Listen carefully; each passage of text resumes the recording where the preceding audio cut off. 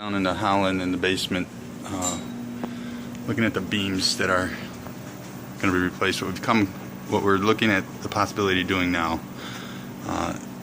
instead of taking a new beam all the way into the wall, we're going to put in a footer here and build ourselves probably out about a 4-foot wall coming out through here to support this last joist here. So the wall will go all the way from the wall here, and then the new LVLs will be sitting on top of that wall, running all the way across to just the other side of the stairs onto another wall that we're going to end up building here that's going to come out. Actually, this whole thing's going to be walled off because this is non-supporting here. So this beam's going to come out and there's going to be a wall that's going to basically take up this whole space from here to there. It'll alleviate a lot of the work and reworking a lot of the plumbing and electrical and give us the opportunity to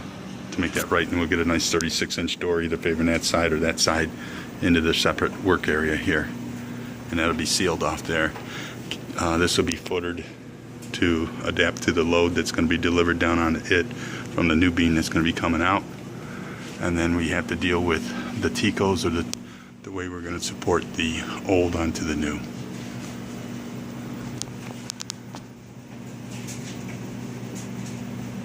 So we'll end up with a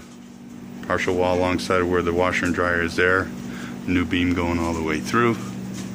and then a full wall going in the whole distance here, and the main beams will be supported down into a footed base here